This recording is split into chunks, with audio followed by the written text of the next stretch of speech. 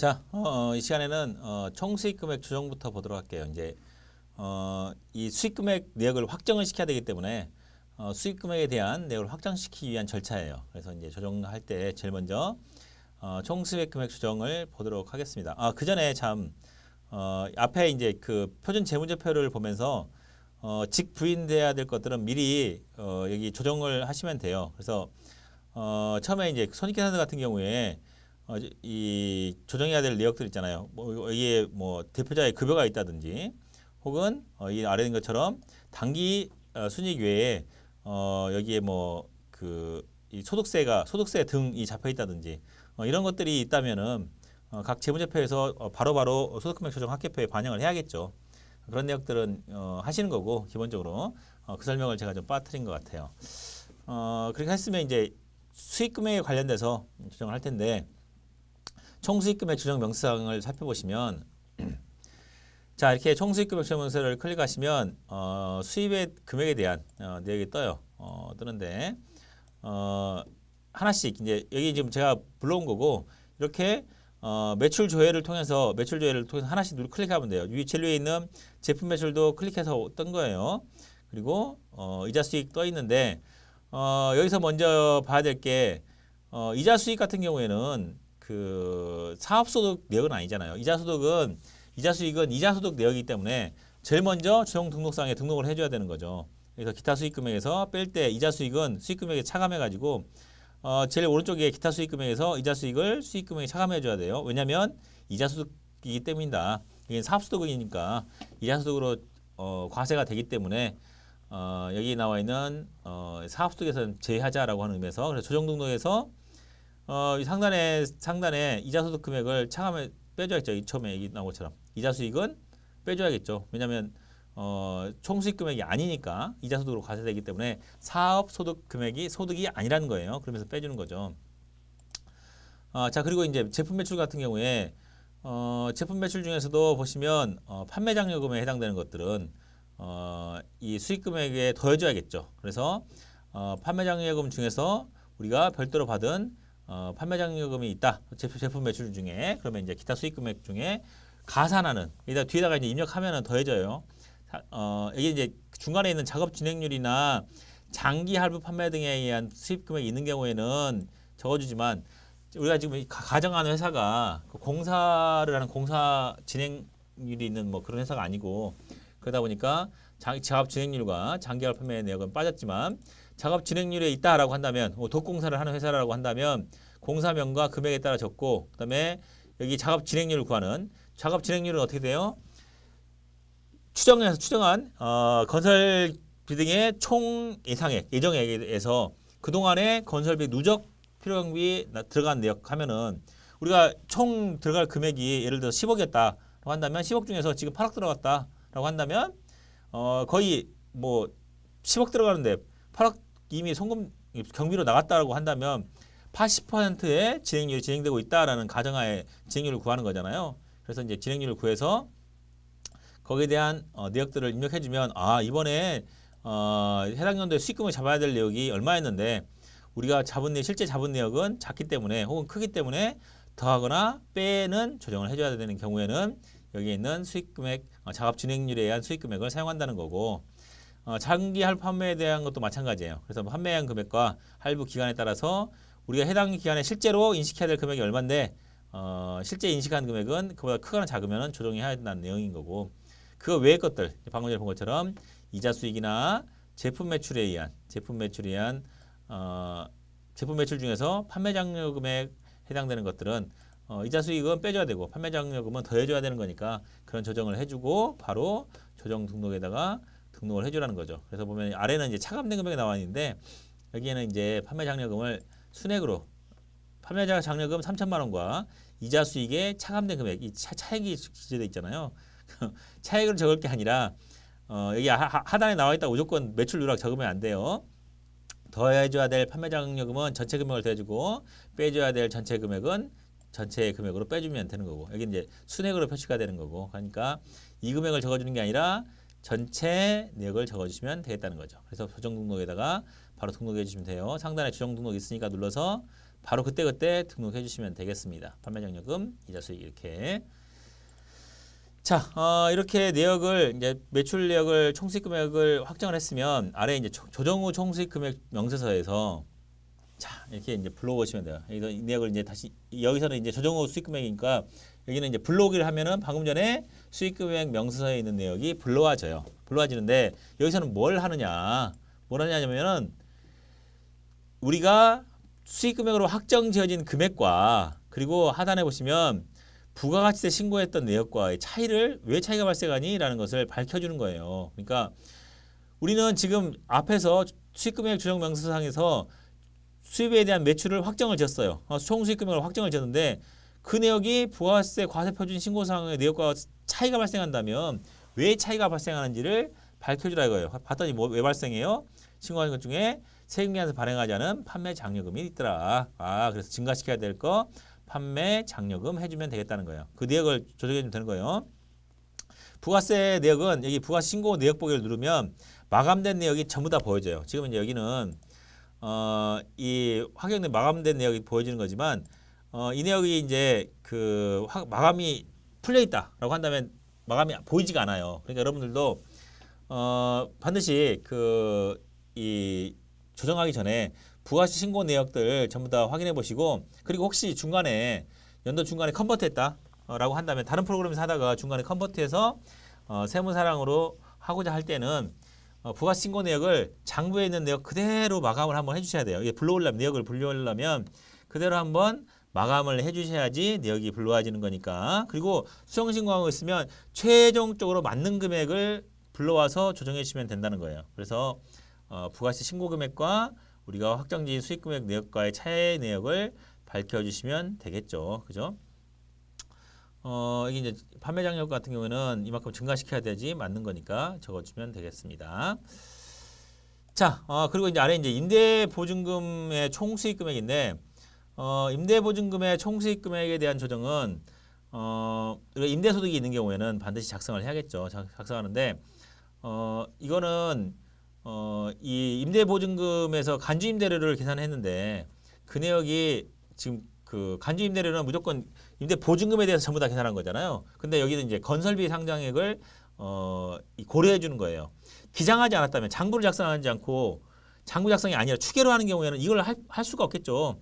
임대보증금에 대한 총수익금액 조정 명세서를 추계에 의해서 추정 계산해서 하는 경우에는 그러니까 그 건설비 상장액이랄지 이런 것을 고려할 수가 없을 거예요. 그게 맞겠죠. 이게 모르니까 내역을 모르니까. 그런데 장부를 작성하면 그 내역을 알기 때문에 이렇게 작성하면서 건설비 상당액이 빠지는 거예요. 그래서 여러분들 제가 책에도 적어놨지만 부가세 신고할 때 가끔 보면은 간주임대료를 어떤 분들은 수익금액 제외로 빼시는 분들이 있어요. 근데 사실 수익금액 제외로 빼야 될 부분이 아니라 여기서 조정하면서 그 부분이 빠져야 되는 거예요. 그러니까 부가세 신고할 때는 간주임대료를 수익금액 제외로 빼는 게 아니라 과세표준에 포함시켜서 신고를 하고 그리고 조정은 여기서 한다는 거죠. 그래야지 추계로 신고하는 경우에 간주임대료까지 포함된 금액을 가지고 추계로 신고하는 거고 그리고 장부를 작성하게 되면 거기에 대한 간주임대료 예상되는 건설비 상당액만큼을 여기서 조정해서 빼줘야 되는 거니까 그렇게 해야지 맞겠죠. 그죠? 그러니까 그것을 혹시 오해하셔서 나중에 이제 간주임대료 부분을 건설비 상당액을 고려해서 빠지니까 미리부터 부가세 신고부터 수익금액 제외로 뺀다? 그건 좀 맞지 않는 것 같아요. 그러니까 부가세 신고할 때는 내역을 포함시키되 장부 작성해서 이렇게 임대보증금에 대한 총수익금액 조정 명세를 만드는 경우에 그런 경우에 빠질 수 있도록 하면 되겠습니다. 자, 여기 이제 처음에 보면은 부동산 임대보증금 수익금액 해서 건설비 총액을 적어주시면 돼요. 여기 내역을 적어주시고 그다음에 이제 이자 수익 중에서 여기는 이제 선택하는 거예요. 불러오기에서 불러온 내역들을 임대보증금들 건설비 내역 계산할 때 이건 입력하는 건데 그 이전에 이제 2000이 아니 1990년도 이전에 취득한 분은 환산가액으로 지금 하는 거예요. 환산가액을 하라는 내용으로 2번, 3번이 있는 거예요. 그리고 그렇지 않고 이제 취득금액이 확인되는 경우에는 직접 1번에다 입력해 주시면 되는 거고 거기에 대한 임대보증금의 운영수익 내역은 이 계정법 코드를 통해서 도움을 다 받는 거죠. 그걸 이제 이자 수익으로 그 금액을 우리가 임대보증금을 받아가지고 이자 돈을 예금을 하고 이자 수익을 받았다면 이자 소득 금액에서 조정이 되는 거고 그렇지 않고 배당으로 그러니까 주식을 사셨다면 배당 소득으로 과세가 되는 거겠죠. 그래서 이제 배당 소득이었냐, 배당 수익이었냐, 이자 수익이었냐라는 것을 선택하셔가지고 그 운영 수익에 대해서 적어주시면 되겠습니다. 자, 그다음에 여기 나와 있는 두 번째 탭에 있는 부동산 제외 임대보증금 총수익 금액은 블록이라면은 이렇게 임대보증금의 적수, 임대보증금이라고 적어 있는 거에 변동 내역을 불러와지게 돼 있어요. 원장에서. 그러니까 여기는 지금 그 이전부터 전기 2월 된 금액이 있으니까 1월 1일부터 해서 쭉 돼 있지만 임대의 보증금이 변동이 발생했으면은 뭐 중간에 임대보증금이 나가고 들어오고 한 내역을 임대보증금 개념과목 코드를 걸어서 불러오는 거예요. 그러니까 불러오면은 임대보증금의 증감 현황이 불러와지게 되는 거예요. 그러니까 지금 이미 불러왔으니까 그 내역을 여기 5번 내역은 불러와진다는 거고 여기 내역이 입력되면은 건설비 상당액 적수도 이제 이 건설비 상당액이 언제 발생한 건지 내역을 여기다가 일자를 적어주시면 뭐 전기 2월 되는 금액 전기 2월 해주시면 상단에 임대보증금 등의 총수익 금액 조정해서 보증금은 보증금 적수가 이만큼인데 그 중에서 건설비 상당액 적수가 이만큼이니까 이 보증금 잔액이 그러면 이만큼 남게 되겠죠. 이건 뭐냐면 지금 적수는 왜 구하냐면 적수는 매일매일의 합계액이잖아요. 그러니까 100만 원이 365일이면 3,600 아니군요. 3억 6,500만 원이 되겠죠. 곱하기 매일매일을 더하는 거니까 곱하기 일수 하는 거니까 여기를 죄송합니다. 적수를 구하는 이유는 적수로 된 거 나누기 365일을 하면은 연평균 보증금이라 되는 거예요. 그러니까 연평균 보증금 잔액에서 연평균 건설비 상당액을 차감하면 보증금 연평균 보증금 잔액이 되는 거예요. 그렇죠? 이게 365일로 나눈 거니까. 왜 그래요? 제가 책에도 적어놨지만은 이자율이 연 이자율이기 때문에 그래요. 이 1.8%가 연 이자율이기 때문에 여기도 마찬가지로 연으로 환산된 연 평균 금액이 돼야겠죠. 여기 이자율은 연 이자율인데 여기는 이렇게 일 보증금이랄지 이런 건 안 되니까 두 개를 연으로 맞춰줘야 되니까 연 평균 보증금에다가 곱하기 연 이자율을 곱해주면 총 수익 금액 상당에 더해줘야 될 금액이 더해지는 거고 그 중에서 보증금 운용 수익으로 50만 원이 있다면 총 수익 금액에 더할 금액은 40만 원만 더해주면 되겠다라고 계산되어진다는 거죠. 그죠? 이 내역은 지정 등록을 통해서 이렇게 임대 보증금 간주 총수익 금액을 더해주는데 사용하시면 되겠죠. 그리고 이제 여기는 이제 그 주택 임대 보증금의 경우에는 주택 임대 보증금을 계산하는 데 쓰면 되겠습니다. 주택 임대 보증금 같은 경우에는 또 설명을 해드릴 게 뭐가 있냐면 여기까지 이제 일단은 일단락 총수익 금액 내역 일단락 지우시고 지금 여기 지금 조정 등록에 들어가는 내역이 여기 있어요. 지금 여기 369만 9천 원이 아니라 이 상단에 있는 40만 원만 더해진 거예요.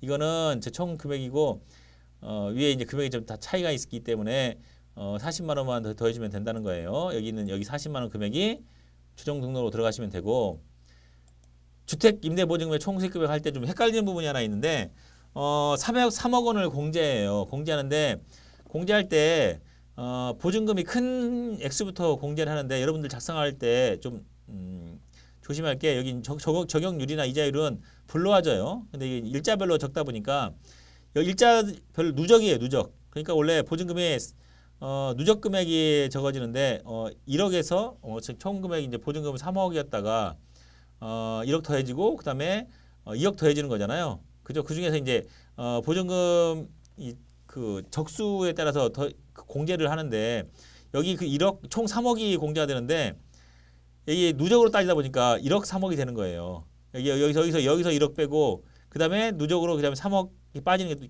추가 2억이 빠지니까 누적으로 3억이 되는 거니까 공제액 빼실 때 좀 조심하셔야 돼요. 여기 1억이고 총 3억까지 빼게 돼 있는데 공제를 왜 여기는 3억 1억이 3억이냐 1억이 2억 아니냐라고 하는데 누적 금액이기 때문에 그러는 거예요. 지금 이게 각 보증금별로 계산한 게 아니라 누적으로 돼서 돼 있다 보니까 공제액 빼는 것도 누적으로 빼는 거니까 이걸 이 아래 보시면 보증금을 받은 경우에는 적수가 가장 큰 주택의 보증금부터 순서대로 공제합니다라고 돼 있잖아요. 그래서 이제 3억을 한도인데 이 3억을 한도 공제 뺄 때 누적으로 뺀다는 거. 처음에 2억이 빠졌으면 어떻게 돼요? 나머지 2억이었다가 그다음에 나머지 3억이 되겠죠. 그쵸? 처음에 2억이 빠진 거고 그 다음에 1억 더해진 3억이니까 누적 금액이라는 거예요. 여기는 3억인데 누적 금액으로 표시되기 때문에 1억 3억이 표시된다는 테니까 그거를 좀 조심하시면 돼요. 여기 있는 거 입력하실 때 혹시라도 이 공제액 뺄 때, 그러니까 이 누적 금액으로 빼진다는 거. 처음에 3억 원 한도 처음부터 3억이었으면 쭉 3억이겠죠, 그죠? 근데 처음에 이제 나눠서 하다 보니까 처음에 1억이고 여기는 그 다음에 2억이 더해졌으니까 1억 3억이 되는 거죠. 결과적으로 마지막에 누적 금액으로는 3억이 되는 거예요. 뒤 앞에 합계는 의미가 없죠, 그죠? 자, 여기까지 해서 우리가 수익금액 관련된 조정사항을 살펴봤습니다. 또 바로 이어서 하도록 하겠습니다.